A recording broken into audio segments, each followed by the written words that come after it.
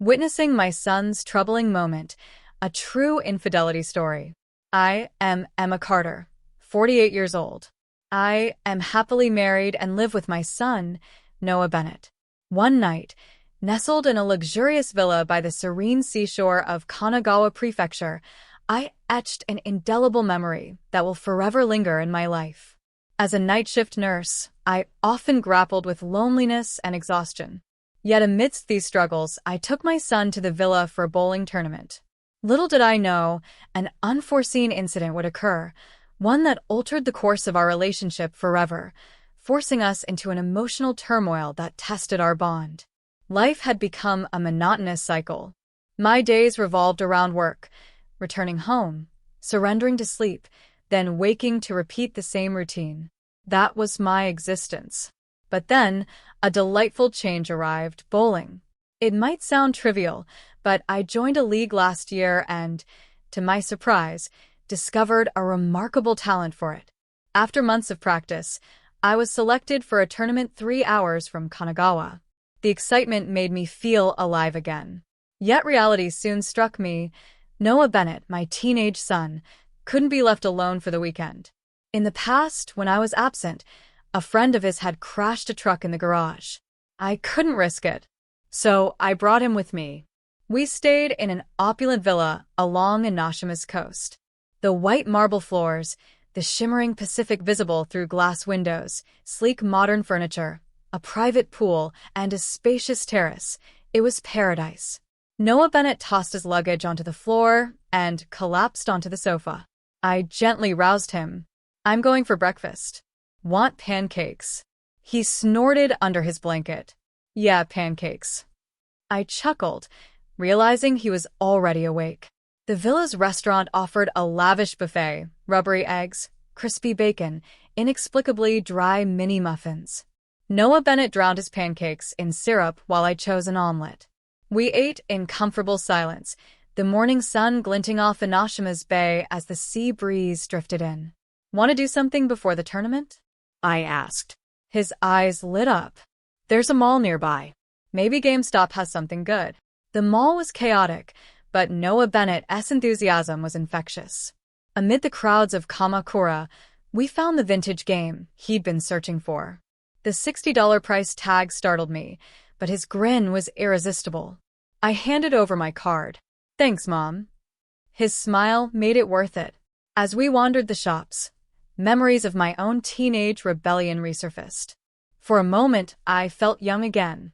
That evening, I competed in the tournament. Though I'd hoped to perform well, my mood soured when I lost. Still, I was happy for my friend Saori, whose hard work had earned her victory. After the ceremony, I joined friends for drinks at a bar near the villa. Normally, I avoid alcohol, but I toasted Grace Miller with a few glasses of wine, laughing and chatting late into the night. It was past midnight when I returned.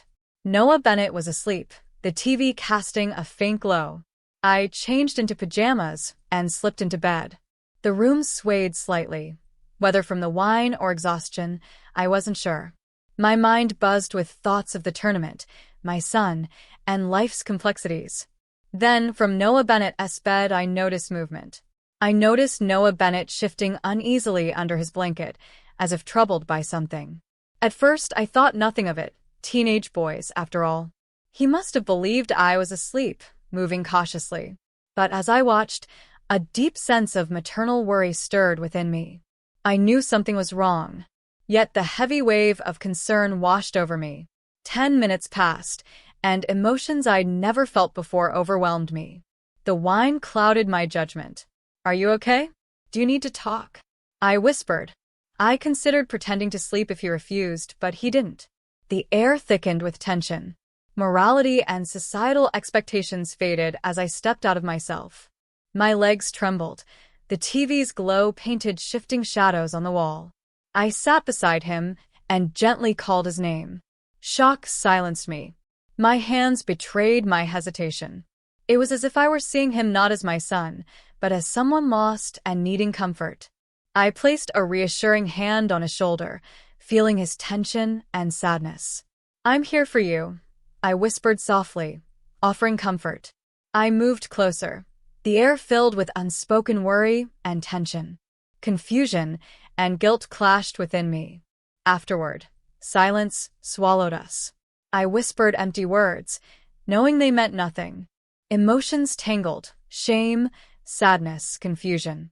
Yet when he asked again to talk, I couldn't refuse. Guilt gnawed at me, but responsibility was stronger. The room grew suffocating. I knew things had gone wrong, ethically, morally, yet the hope to rebuild was undeniable. This wasn't an ending. It was a difficult, fragile beginning. My mind raced with possibilities. My heart pounded, equal parts dread and determination. But the story doesn't end there. The next morning, confusion and guilt consumed me. I'd ruined everything. The bond between Noah Bennett and me was shattered. As dawn broke over Nashima's tranquil sea, I resolved to face my mistake. I called Noah Bennett to the terrace. We sat across from each other, the morning breeze between us. "Noah Bennett, we need to talk." My voice shook but held firm. He avoided my gaze, nodding uneasily. "Me too," he whispered, guilt lacing his words. "Last night was a mistake. The alcohol, the loneliness, I was confused. But as your mother, I should have protected you. It won't happen again, I vowed." Noah Bennett stayed silent, then looked up. "I know," he said softly. "I'm sorry, Mom." Tears welled in my eyes. "You don't need to apologize. We're only human. Sometimes we falter. What matters is what we do next." He nodded, relief washing over his face. "This is the first time I've ever talked like this with you," he admitted. I smiled. "Let's talk more from now on. I want to know your thoughts." And so, we began to rebuild. Before leaving the villa, we walked along the shore, waves soothing our frayed edges. "I want you to join me at the bowling alley more," I said. He agreed. Back home, I returned to nursing, cherishing my time with Noah Bennett even more. His rebelliousness faded. He opened up about school, friends. I kept bowling, laughing with Saori, finding joy again. Mistakes hurt, but facing them strengthens bonds. Our family isn't perfect, but we understand each other now. Guilt lingers, yet love and responsibility rise above it. If this story resonated with you, I'd love to hear your thoughts. What would you do when faced with complicated emotions? Would you confront the situation, reflect on it, or seek help? My advice: cling to honesty. Let love and duty anchor you.